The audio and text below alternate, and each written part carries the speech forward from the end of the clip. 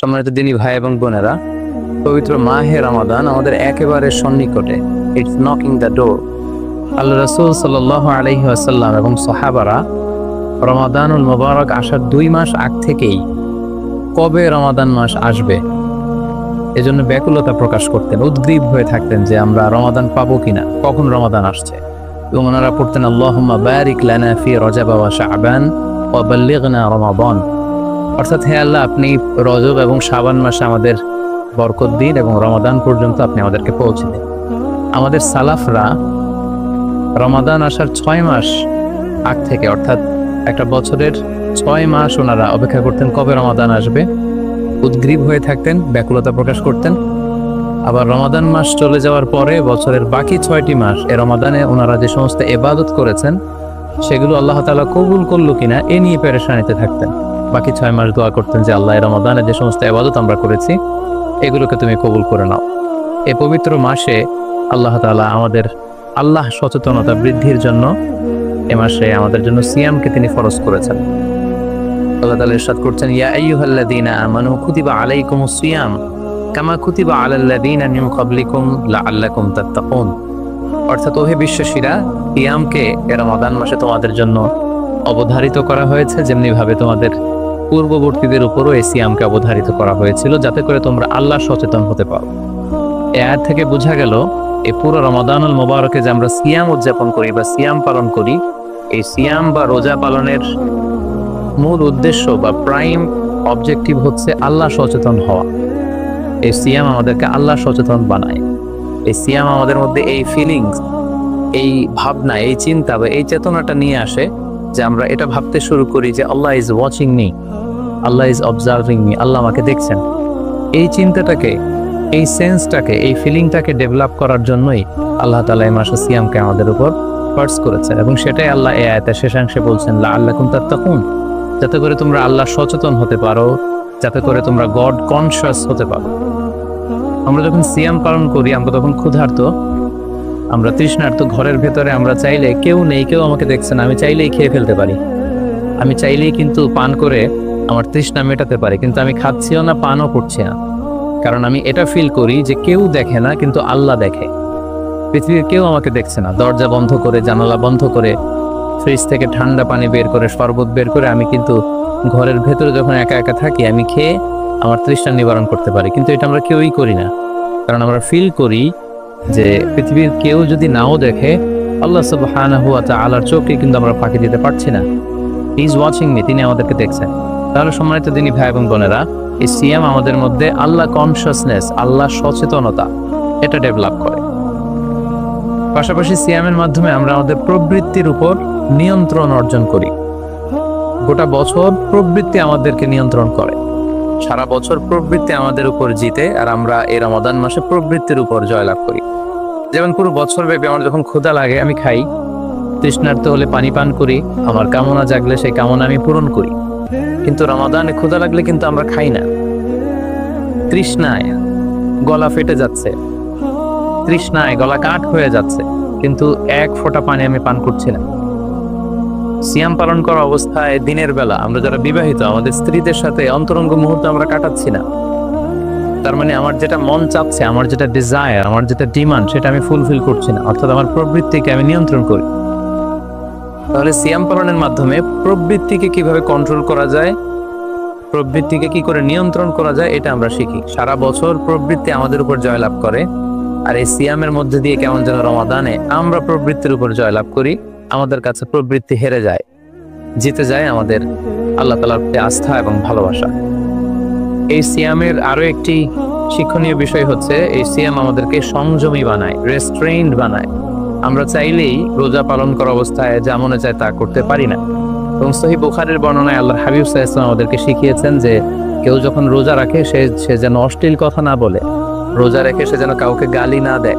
এমনকি কেউ যদি তাকে গালি দেয় অথবা কেউ যদি তার সাথে ঝগড়া লাগতে আসে, সে যেন বলে ইন্নী ইমরুউন সাইম, অর্থাৎ আম ফাস্টিং, আমি রোজাদার, আমি রোজা পালন করছি।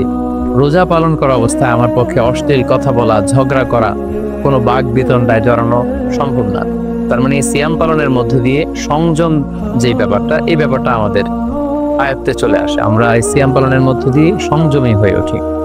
পাশাপাশি যারা সিয়াম পালন করছে তাদের জন্য আল্লাহর হাবিব সাল্লাল্লাহু আলাইহি ওয়াসাল্লাম ঘোষণা দিয়েছেন যে কিয়ামতের ময়দানে বিচার শেষে তারা যখন জান্নাতে ঢুকবে, রোজা পালনকারীদের জন্য আল্লাহ তাআলা একটি স্পেশাল গেট রেখেছেন যেটার নাম হচ্ছে রাইয়ান, এবং এই রাইয়ান গেট দিয়ে রোজাদাররা ছাড়া কেউ প্রবেশ করতে পারবে না। সুবহানাল্লাহি বিহামদি। আর একবার এই রাইয়ান দরজা দিয়ে যে ব্যক্তি ঢোকার সুযোগ পাবে জান্নাতে, he will never be thirsty again, সে কখনো আর তৃষ্ণার্ত হবে না, চিরকালের জন্য তার গলা থেকে তৃষ্ণা হারিয়ে যাবে। পাশাপাশি আল্লাহ তাআলা ইরশাদ করছেন যে সব আমলগুলোকে সওয়াব বাড়ানো হয় এবং সওয়াবের প্রতিদান বান্দাদেরকে দেয়া হয়, কিন্তু এই সিয়ামের ব্যাপারটা ভিন্ন। এর প্রতিদান আমি আল্লাহ নিজ হাতে দেব। আরেক বর্ণনা এসেছে এই সিয়ামের প্রতিদান আমি নিজেই। আমরা যদি একটু খেয়াল করে দেখি যে রমাদানুল মুবারকে আমরা যত নেক আমল করছি বা সৎকর্ম করছি, এগুলোর সওয়াবগুলোকে কিন্তু জ্যামিতিক হারে বাড়ানো হয়। দ্য রিওয়ার্ডস অফ আমাল is multiplied in this blessed month of রমাদান।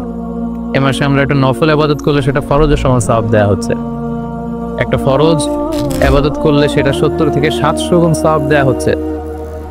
এ মাসে উমরা করলে সেটা হজের সমান সওয়াব দেওয়া হচ্ছে। অর্থাৎ অন্যান্য মাসে আমরা যদি নেক আমল করি তাহলে সেটার সওয়াবকে বাড়ানো হয় গাণিতিক হারে, কিন্তু রমাদানুল মুবারকে কোনো নেক আমল করলে সওয়াবকে বাড়ানো হয় জ্যামিতিক হারে। এটাকে মান্থ অফ স্পেশাল অফার বলা হয়, বিশেষ অফারের মাস।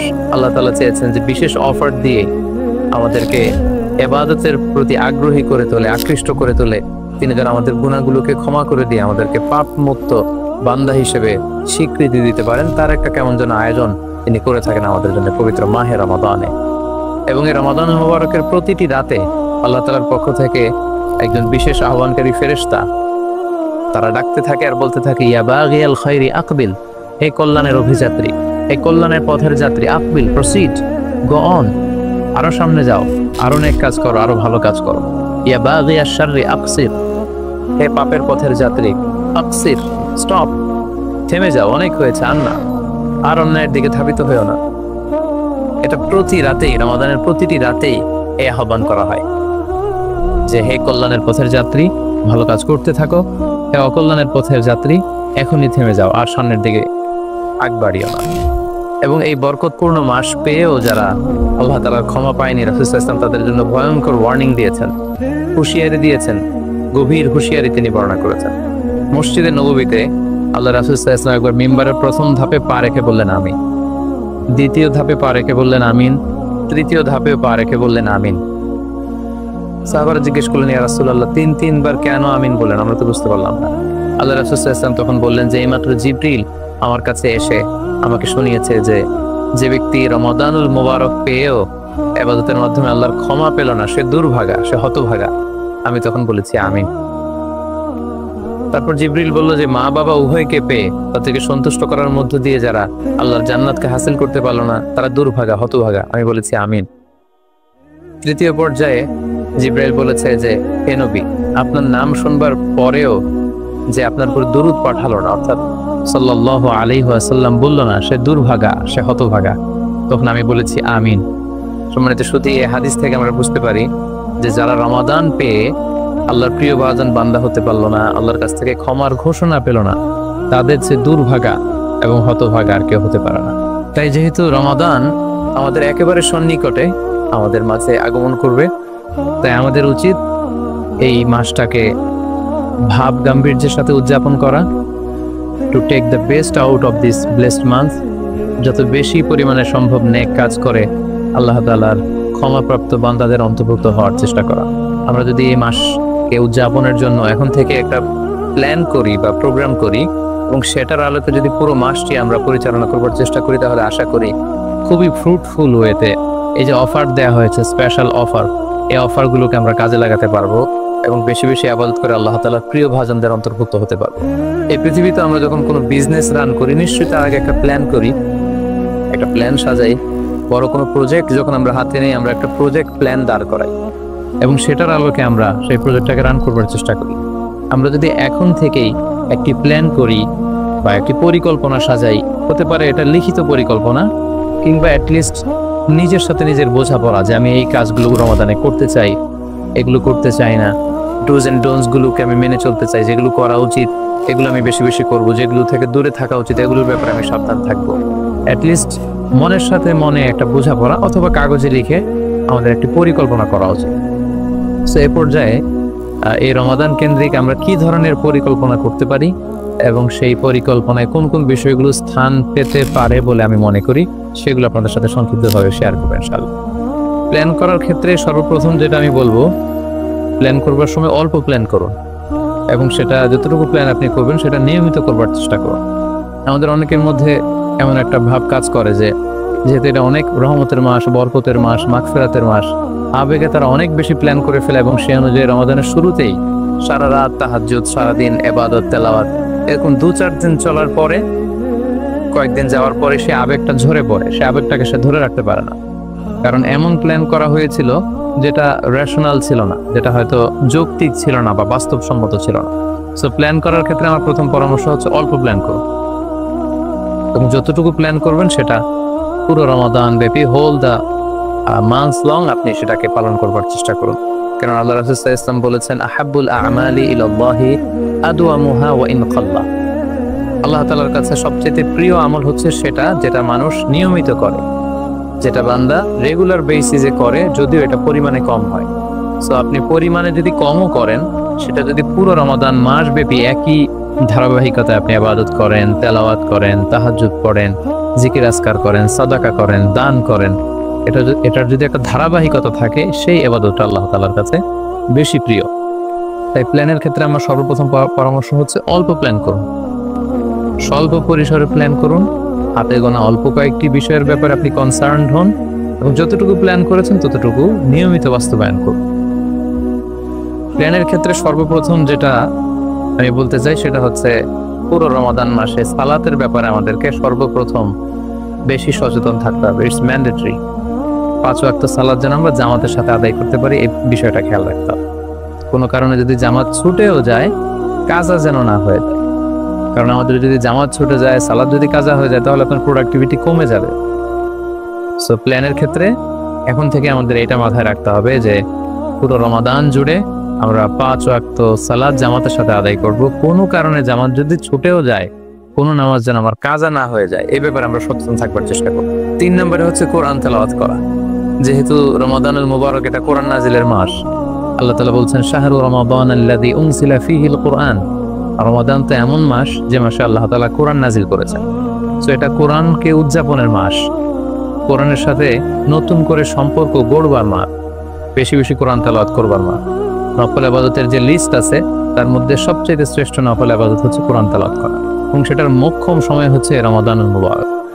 আমরা প্রত্যেকেই জানি যে এই মাসে তেলাওয়াত করার যে একটা আবহ, যে একটা ইমেজ, যে একটা পরিবেশ এবং যেরকম একটা মজা পাওয়া যায়, বছরের অন্য কোনো মাসে কিন্তু ওই ফিলিংটা আমাদের আসে না।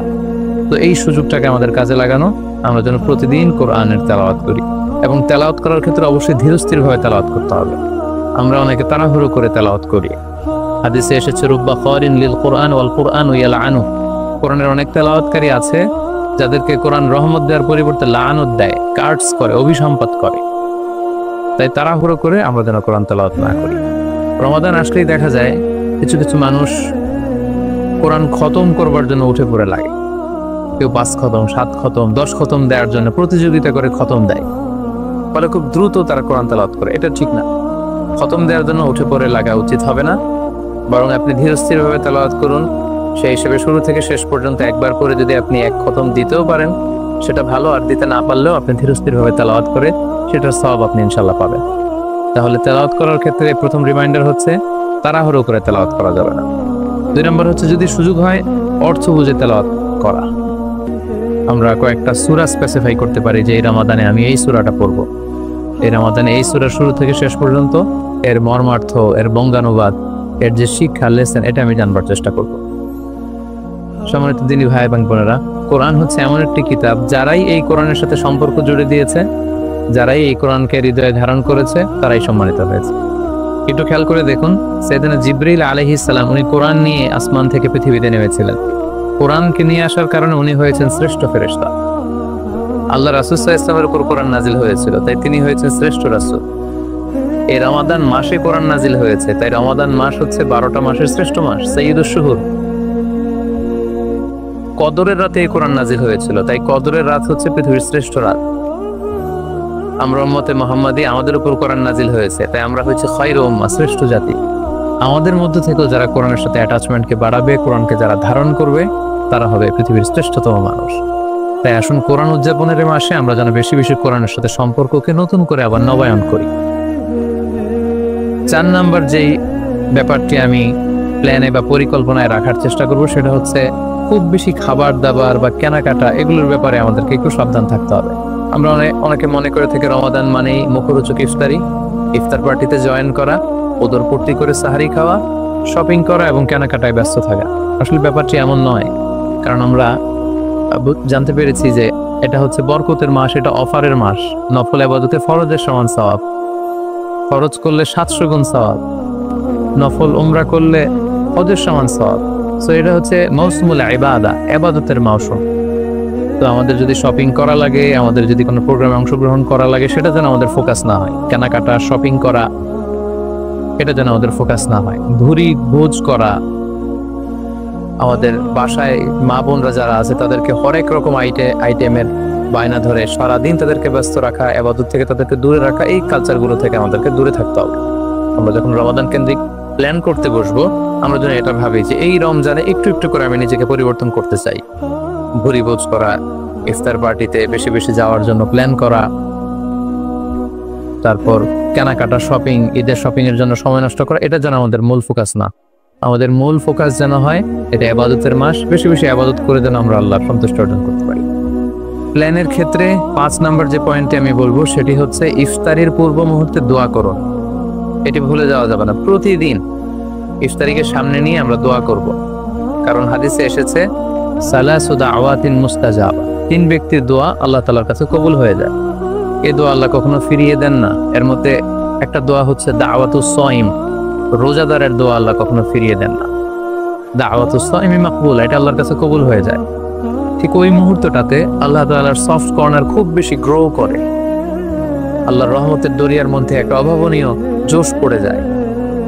আল্লাহ তাআলা এই দৃশ্যটাকে খুব দেখতে পছন্দ করে যে বান্দা সামনে খাবার নিয়ে বসে আছে, শরবত নিয়ে, পানীয় নিয়ে বসে আছে, ক্ষুধায় তৃষ্ণায় সে জর্জরিত, সে চাইলেই সামনে থেকে নিয়ে মুখে তুলে খাবারটা খেতে পারে, কিন্তু সে আমার ভয়ে খাচ্ছে না।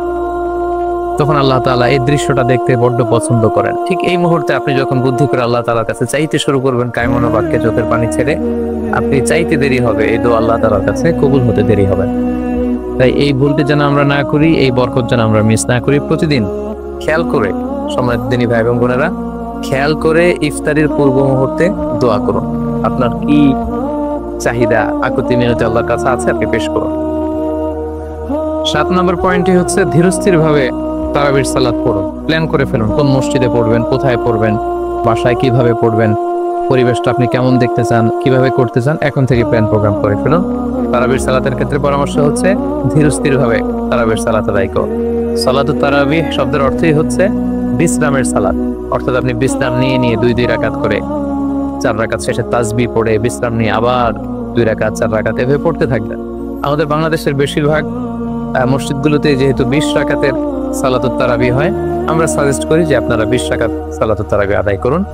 অসুস্থতা জনিত কোনো কারণে কারো যদি কম পড়তে হয় সেটা ভিন্ন ব্যাপার, তবে আমরা 20 রাকাতের কথাই সবাইকে সাজেস্ট করে থাকি, যেহেতু এটা ইবাদতের মাস, যত বেশি ইবাদত করা যায় ততই এটা কল্যাণকর।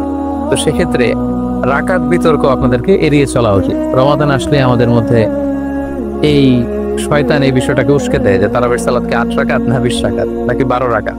সো তারাবির সালাত ধীরস্থির ভাবে আদায় করুন, রাকাত বিতর্ক এড়িয়ে চলুন। এটা হচ্ছে একটা বড় ফিতনা। কত রাকাত আপনি পড়বেন আপনার সাধ্য অনুযায়ী আপনি পড়ুন। আমরা 20 রাকাতের কথা সাজেস্ট করি, তবে রাকাত বিতর্কে জড়ানো আমাদের কখনোই উচিত হবে না। 8 নম্বর যে পয়েন্টের কথা বলবো সেটি হচ্ছে শেষ রাতে তাহাজ্জুদের সালাত আদায় করা। বছরের অন্য সময়গুলোতে রাত 4টার দিকে উঠে আসলে অনেকের পক্ষেই তাহাজ্জুদের সালাত আদায় করা সম্ভব হয়ে ওঠে না। যেহেতু রমাদানুল মুবারকে সাহারি খাওয়ার জন্য আমাদেরকে উঠতেই হচ্ছে, সাহারি খাওয়ার পরে আপনি ওযু করে আপনার সুবিধা মতো 2 রাকাত 4 রাকাত তাহাজ্জুদের সালাত আপনি আদায় করুন। তাহাজ্জুদের সালাতে সিজদায় পড়ে আপনি আল্লাহ তাআলার কাছে আপনার মনের আকুতি আপনি তুলে ধরুন। এই মুহূর্তটাতে, তাহাজ্জুদের এই সময়টাতে আল্লাহ তাআলা প্রথম আকাশে মনোনিবেশ করে তিনি ডাকতে থাকেন, কার কি লাগবে।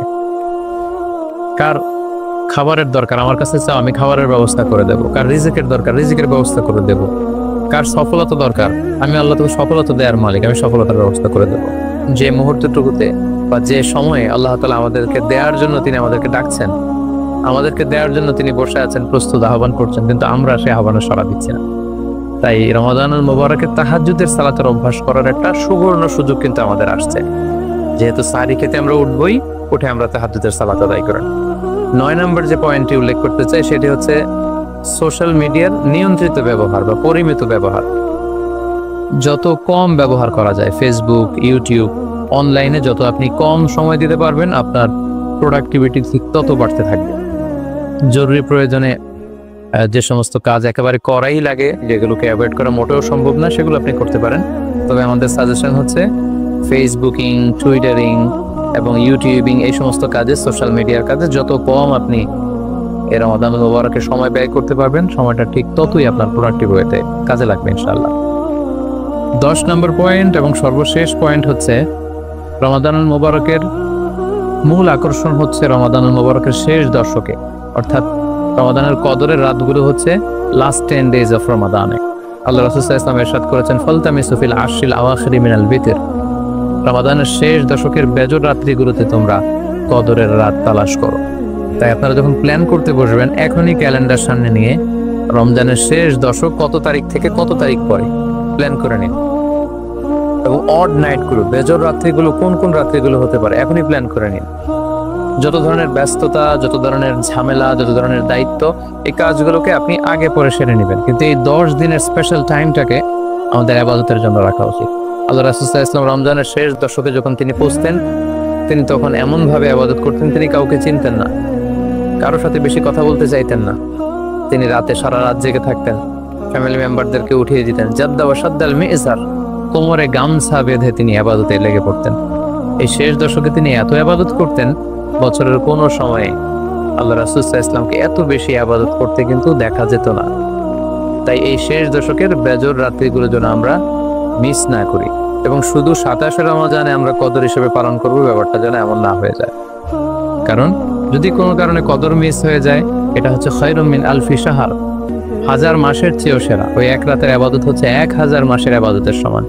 এবং আল্লাহর হাবিব সাল্লাল্লাহু আলাইহি ওয়াসাল্লাম বলেছেন, মান হুরিমা খায়রাহা ফাকাদ হুরিম, যে কদরের রাতের বরকত থেকে বঞ্চিত হলো, হি ইজ দ্য লুজার। এই বরকতের মাসে নিশ্চয়ই আমরা কেউই লুজার হতে চাই না, আমরা সবাই গেইনার হতে চাই। আমরা যদি গেইনার হতে চাই, রমাদানের সর্বোচ্চ বরকতটুকু যদি আমরা হাসিল করতে চাই, লাস্ট 10 days অফ রমাদান, রমজানের শেষ দশকের বেজর রাত্রিগুলো যেন আমরা খুবই আন্তরিকতার সাথে সিনসিয়ারলি ইবাদত করে কদরের বরকত হাসিল করবার চেষ্টা করি। সম্মানিত দিনী ভাই এবং বোনেরা, সংক্ষিপ্ত পরিসরে রমাদান কেন্দ্রিক আমাদের প্ল্যান কেমন হওয়া উচিত এবং সেই প্ল্যান বা পরিকল্পনাতে কোন কোন বিষয়গুলো আমাদের খেয়াল রাখা উচিত, এই বিষয়ে সংক্ষিপ্ত পরিসরে আমি আলোচনা করলাম। আশা করি এগুলো যদি আমরা খেয়াল রাখি, তাহলে খুব ফ্রুটফুল এবং প্রোডাক্টিভ ওয়েতে আমরা আমাদের রমাদানকে কাটাতে পারবো। আমরা গত বছর আমাদের অনেক প্রিয়জনদের সাথে একসাথে রমাদান কাটিয়েছি, তাদের অনেকে কিন্তু এবছর আমাদের সাথে নেই, এবং আমাদের অনেক প্রিয়জনদেরকে হারিয়েছি। আমরা এই রমাদান কারা পুরো রমাদান পাবো আমরা জানি না, আবার আগামী বছরের রমাদান পর্যন্ত আমরা বেঁচে থাকবো কিনা সেটাও আমরা জানি না। সো এই রমাদান হতে পারে আমাদের জীবনের শেষ রমাদান। আমাদের we should consider this Ramadan the last and final chance in our life. আমাদের এভাবে চিন্তা করা উচিত যে হতে পারে এটা আমার জীবনের শেষ রমাদান, তাই আমার গুনাহ মাফের একটা সুবর্ণ সুযোগ হচ্ছে এই রমাদান মাস। তাই এই মাসের সর্বোচ্চ বরকতটুকু হাসিল করার জন্য আমরা যেন বুদ্ধিমানের পরিচয় দিই, আমরা যেন বেশি বেশি ইবাদত করে আল্লাহ তাআলার প্রিয় ভাজনদের অন্তর্ভুক্ত হতে পারি। হ্যাভ এ গ্রেট রমাদান। আসসালামু আলাইকুম ওয়া রাহমাতুল্লাহি